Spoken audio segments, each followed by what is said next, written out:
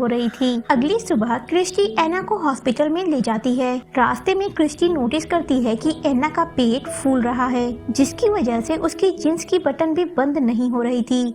Doctor एना के checkup के बाद उसके पेरेंट्स को बताते हैं कि एना के सारे रिपोर्ट्स नॉर्मल हैं। पता है कि एना की कंडीशन देख के लगता है कि इसकी दोनों इंटेस्टाइन आपस में मर्ज हो गई हैं और असली बीमारी का पता करने के लिए उन्हें कुछ चेकअप करने होंगे। उसके बाद एना की नाक में कैमरा डालकर उसके पेट की जांच की जाती है। इस चेकअप में एना को बहुत ज्यादा दर्द सहना पड़ता है और कहते हैं ना, बच्चों का दर्द सबसे पहले उसके माँ बाप फील करते हैं। सेम वही हुआ। केविन और क्रिस्टी को सपोर्ट करने के लिए उसके रिलेटिव और फ्रेंड्स आए हुए थे, जो एना के लिए प्रेयर कर रहे थे। एना के पेरेंट्स को डॉक्टर बताता है कि एना को एक खास तरह की बीमारी है, जिसका नाम इंटेस्टाइनल मोटिलिटी डिसऑर्डर है। इस बीमारी का उस टाइम तक कोई भी इलाज नहीं था। डॉक्टर उन्हें सलाह देता है कि एना की अगर जल्दी से जल्दी ट्रीटमेंट स्टार्ट नहीं की गई तो वो ज्यादा दिन तक जिंदा नहीं रह पाएगी। एना को कुछ दिनों तक नाक में नली डालकर ट्यूब से खाना दिया जाता। ये प्रोसेस सच में बहुत ज्यादा पेनफुल है। एबी, जो एना की बड़ी बहन थी, वो एना को अपने साथ खेलने ले जाती है। वो दोनों खेलते हुए एक बहुत पुराने पेड़ के ऊपर चढ़ने लगती हैं। एना की हालत ठीक नहीं थी, लेकिन फिर भी वो हार नहीं मानती और वो दोनों पेड़ के ऊपर चढ़ के एक डाल पर बैठ जाती हैं। तभी वो लोग देखते हैं कि वो डाल टूटने वाली है। एबी एना से कहती है कि वो इस डाल से पहले निकले, क्योंकि वो छोटी है। एना उसे छोड़ के जाना नहीं चाहती थी, लेकिन एबी के जिद करने के बाद एना पहले ही आगे बढ़ने लगती है।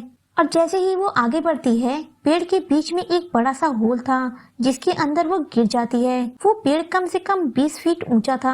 एबी भागते हुए अपनी मॉम के पास जाती है, जिसके बाद उसकी फैमिली जल्दी से जल्दी हेल्प मंगवाती है। वहाँ दुनिया भर के एम्बुलेंस, फायर ब्रिगेड, मीडिया सब जमा हो जाते हैं। 3 घंटे बीत चुके थे। एना होश में नहीं आई थी।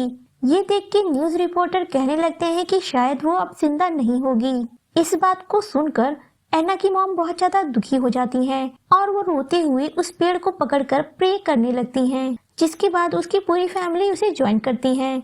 बहुत कोशिशों के बाद एना को उस पेड़ से निकाल लिया जाता है। एना जिंदा थी और जब डॉक्टर ने चेक किया तो पता चला कि एना को बहुत ही मामूली सी खरोंचें आई हैं और वो पूरी तरह से फिट एंड फाइन है। ये बात बहुत ही अजीब थी कि 3 घंटों से ज्यादा बेहोश रहने के बाद भी उसे कुछ नहीं हुआ। यहाँ तक उसके सर में चोट तक नहीं आई।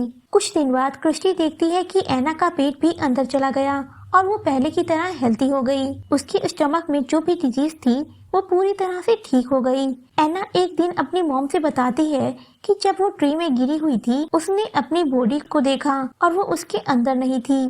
तभी उसे वहाँ एक तितली नजर आई, जिसका पीछा करते हुए जब वो आगे बढ़ी तो उसे बहुत ही बड़ा जंगल नजर आया और जब उसने जंगल को क्रॉस किया तो वो बादलों के बीच पहुँच गई।